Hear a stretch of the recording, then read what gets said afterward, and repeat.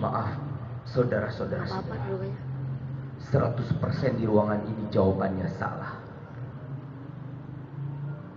Bukan profesor yang hebat, bukan juga dokter yang hebat, tapi yang hebat adalah ibu dan ayah dari anak ini. Yang hebat adalah ibu dan ayah dari profesor. Yang hebat adalah ibu dan ayah dari dokter tadi. Paham maksud saya?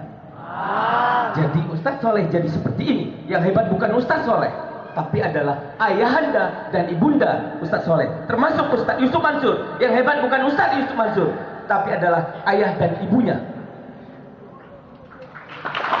Oleh Allah. Dan kalau Rizmaldi Sikumbang ingin hebat, dia harus bisa membuat anaknya menjadi orang yang lebih dia. Maulana Raid Novel. Nah, dan dia meniru 100% waktu saya memberikan pidato. Duduk mengapit diri lama-lama.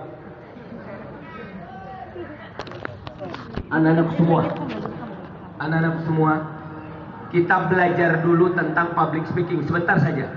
Boleh? Boleh. Siapa yang ingin mengetahui tentang public speaking secara sempurna? Kan public speaking atau berbicara di depan umum itu bukan sesuatu yang sulit. Itu adalah yang mudah. Bagaimana membuat ini jadi mudah? Ada dua yang harus dihindari. Dengarin baik-baik. Yang pertama yang harus dihindari adalah perasaan takut bahwasanya orang lain itu yang di depan lebih hebat. Itu lumrah terjadi pada setiap orang. Tadi waktu Bapak duduk di depan, biasanya Bapak tuh suka sholat di bagian agak belakang, agak minder, banyak syekh, banyak orang-orang soleh. Begitu duduk depan, dada bergemuruh bergetar. Ya Allah, orang ini orang-orang hebat, orang-orang soleh. Tapi rahasianya supaya kita bisa tampil prima di hadapan umum, satu saja, katakan saja dalam hati, I love you. Bagaimana apa yang dikatakan? I love you. Aku mencintaimu karena Allah. Jadi katakan kepada mereka, aku mencintaimu karena Allah. Ketakutan lama-lama hilang. Aku mencintaimu karena Allah. Aku mencintaimu karena Allah. Aku mencintaimu karena Allah. Yang tadi kelihatan gede, langsung kecil. Alhamdulillah, saya jadi berani. Paham? Yang kedua, jangan dengarkan teori kuno. Teori kuno dalam ilmu retorika atau dalam ilmu pragmatis mengatakan, anggap saja seluruh audiens adalah orang-orang, maaf ya, orang-orang bodoh. Anggap aja kerbau gitu kata dia. Ada kan teori begitu? Ada, itu salah. Salah. Kenapa? Kita tidak akan bisa mencuri hatinya. Tapi anggaplah kalau dia, ada di semua, dia sangat membutuhkan. Dia sangat membutuhkan cinta kita, sayang dari kita, sehingga kita kondisinya berbagi. Kalau kita berbagi, enjoy gak? Enjoy, itu rahasianya. Dan kita akan bisa berbicara. Tugasnya sederhana sayang. Pernah dengar kata, siapa yang pernah dengar kata Law of Attraction, LOA? Siapa? Yuk, sebentar ya. Ada yang pernah dengar, berarti saya harus nanya. Apa yang Anda ketahui tentang LOA? Sebutkan nama, kamar kosong berapa, siapa wali santrinya, dan jawabanmu ya.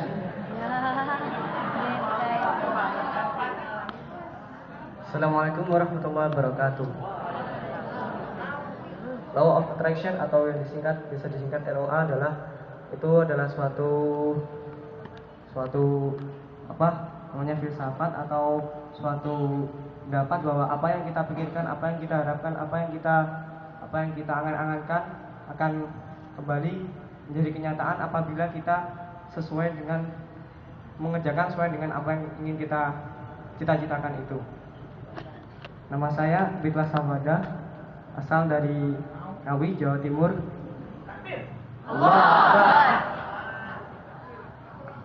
Good, luar biasa. Dari Ngawi, Jawa Timur. Dek, apakah ini ilmu barat? Tidak, mereka cuma gunakan istilah doang. Law of Attraction. Ini ilmu dari Allah dalam sebuah hadits kursi yang artinya kurang lebih yang sudah dibacakan tadi. Aku sih menurut persangkaan hambaku, kata Allah. Baik dia sangka, baik aku beri. Benar gak? Buruk dia sangka, buruk aku beri. Maka tugas kita sederhana. Bayangkan saja, aku jadi pembicara besar. Aku seorang hafiz yang luar biasa, yang membuat orang tua, dan kalau seorang hafiz masuk surga, dia terhitung syahid, bisa memasukkan 70 orang ke surga. Kan enak, tinggal nunjuk.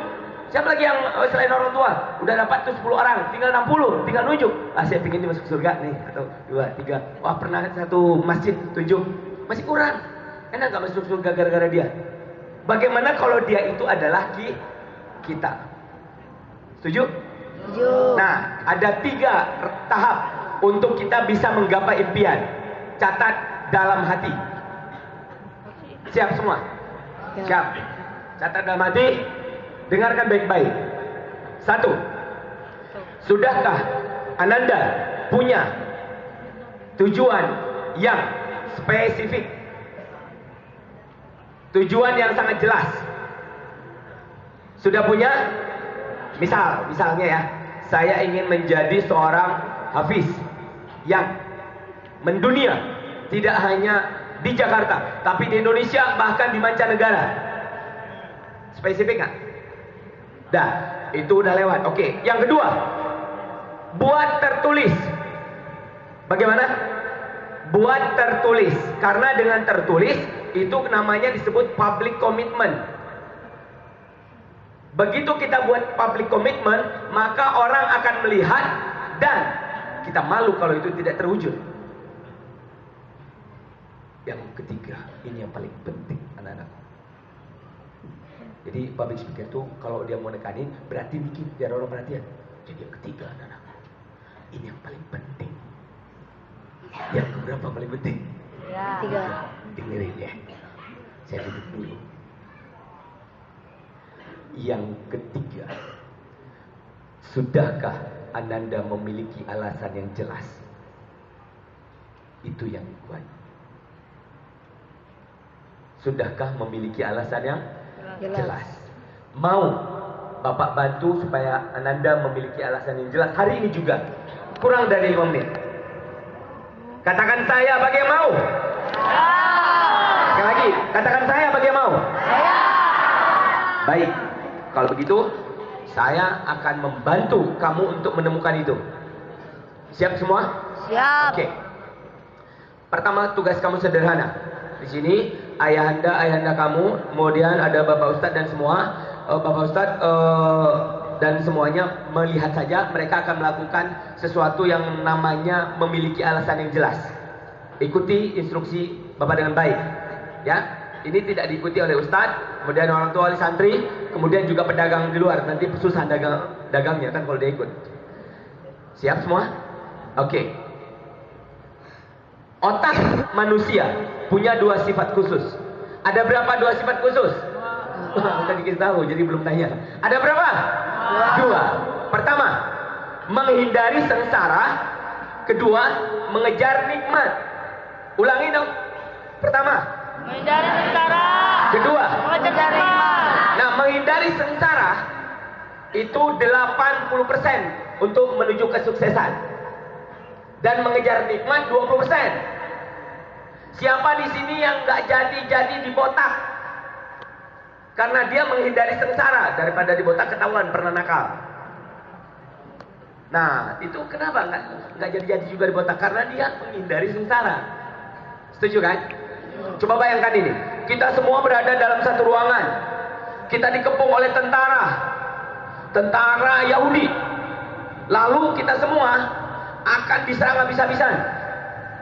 Kalau tidak berhasil melakukan penyelamatan diri, maka kita akan disayat 1 senti.